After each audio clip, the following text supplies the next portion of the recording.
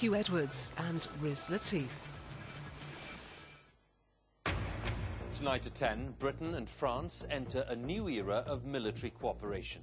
At a summit in London, President Sarkozy and David Cameron signed 2 new defence treaties, pooling resources and saving money. Included in the deal, sharing aircraft carriers, a joint rapid reaction force and nuclear testing. This is a treaty based on pragmatism, not just sentiment.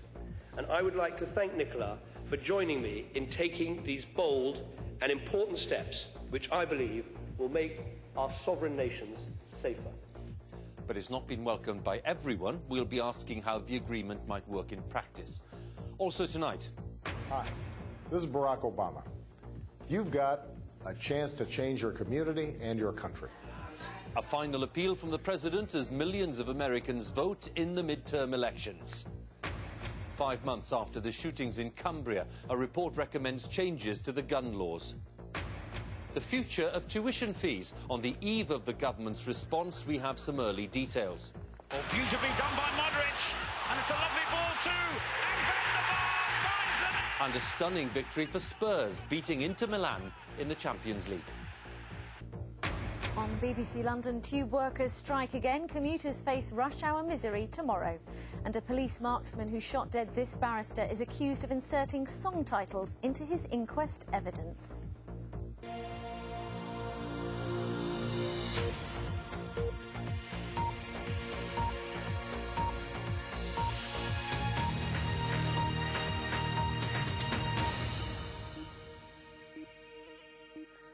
Good evening. Britain and France have entered a new era of military cooperation after David Cameron and President Sarkozy signed 2 treaties at a ceremony in London today. The deal commits both countries to share aircraft carriers and nuclear testing facilities while also forming a joint rapid reaction force. Mr Cameron says it will bring better protection and it'll save money. But critics, some of them within his own party, question the wisdom of the deal. Our political editor, Nick Robinson, has the story. Une fois gauche, marche.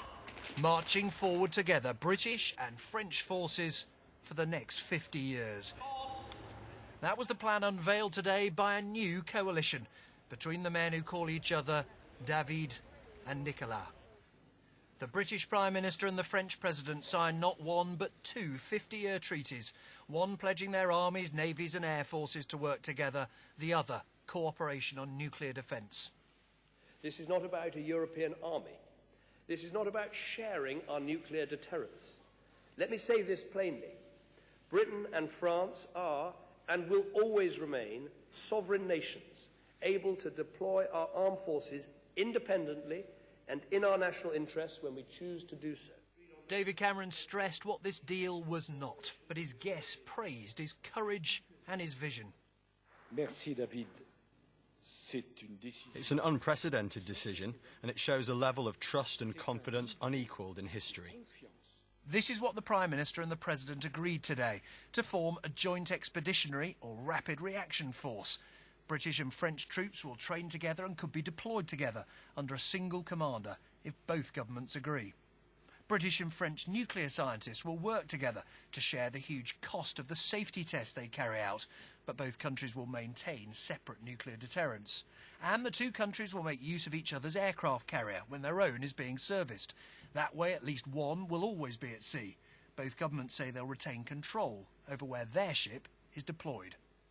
Mr. President, imagine a situation that Britain faces a crisis in, say, the South Atlantic, and the Prime Minister calls you and says, "Can I use your aircraft carrier?" What do you say? We would only jointly commit a task force if we jointly agreed on the mission. But the idea of having a task force that trains and works together, I think, is an excellent idea, because in so many parts of the world we are working together. Est-ce que vous pensez franchement que nos Do you imagine that our British friends could face a crisis so great that it would require them to send out an aircraft carrier, and that wouldn't affect France? What idea do you have of France? Quelle idée avez-vous de la France? The coalition now sees France as a friend. Welcome news to Labour, not so welcome to Tory Eurosceptics. We cannot have a strategic fusion with a country which has historically and still has diametrically different strategic objectives on the world stage. It's important that Britain and France as NATO allies cooperate, but we need an absolute guarantee that the decisions to deploy British forces and military assets are absolutely 100% for the British government and not for the French government. Who would have thought it? Just yards away from Trafalgar Square and Waterloo Station, a British Prime Minister and a French President have signed treaties which state that for the next 50 years their forces are more likely to battle together. And David Cameron says that today was just the start for this new relationship. Nick Robinson, BBC News, Westminster. Well, as Nick was underlining there, according to the French, today's agreements are meant to be the start of a long-term